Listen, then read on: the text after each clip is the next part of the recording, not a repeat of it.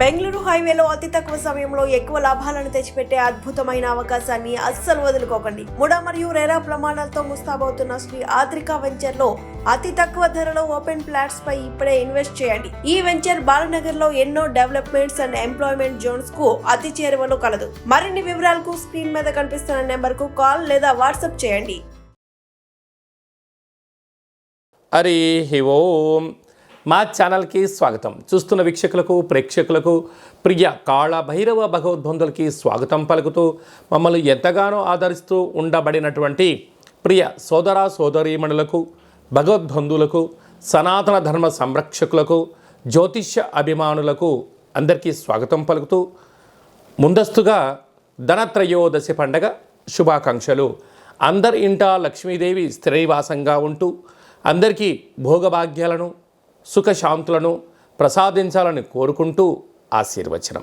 16/10/2024 నుండి 31/10/2024 వరకు అక్టోబర్ మాసంలో ద్వితీయార్థంలో పుట్టినటువంటి వారందరికీ కూడా ముందస్తుగా జన్మదిన శుభాకాంక్షలు.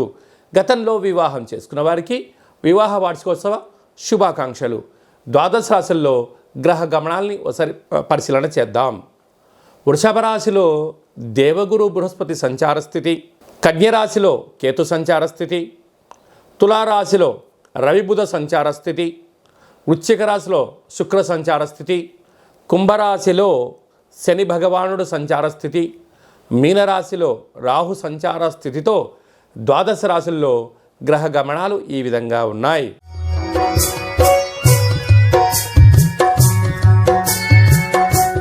కన్యరాశి వారు ధనత్రయోదశి పర్వకాల సమయంలో ఎలాంటి విధులను పాటించాలో ఈ వీడియోలో సవివరంగా సంపూర్ణంగా తెలుసుకుందాం.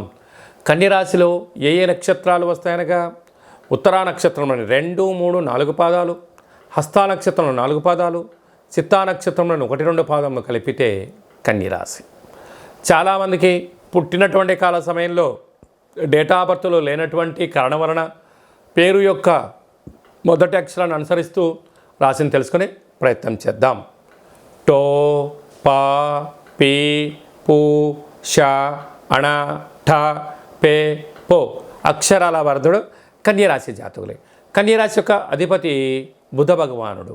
వీరికి రాశిలోనే కేతు ఉండడం, 2వ స్థానంలో బుధాదిత్య రాజయోగం రవి బుధులు కలిసి ఉండడం, తృతీయంలో శుక్ర భగవానుడు ఉండడం, 6వ స్థానంలో శని భగవానుడు నక్షత్రకారకుడు అవడం, 7వ స్థానంలో రాహు సంచార స్థితి ఉండడం, భాగ్యస్థానంలో దేవగురు బృహస్పతి ఉండడం, రాజ్యస్థానంలో కుజ భగవానుడు ఉన్నప్పుడు ఈ ధనత్రయోదశి పర్వకాల సమయంలో ఎలాంటి విధులను పాటించాలి అన్నట్లయితే ఈ లక్ష్మీదేవి అమ్మవారి యొక్క ఛాయాచిత్రం దగ్గర మీరు బొబ్బర్లతో కూడుకున్నటువంటి పిండిని అనగా అలచంద పిండితో చేసినటువంటి ప్రమిదలు ఏర్పాటు చేసుకోవడం, అందులో కొబ్బరి నూనెను వేసి దీపాన్ని వెలిగించడం, ఇంటి సింహద్వారం దగ్గర గోధుమ పిండితో చేసినటువంటి ప్రమిదలు ఏర్పాటు చేసుకోవడం, అవిసె నూనెతో దీపం ఏర్పాటు చేయడం వల్ల లక్ష్మీదేవి గళ్ళు గళ్ళుమంటూ మన యొక్క కన్యరాశి వారింటికి వస్తుందని చెప్పి గమనించాలి.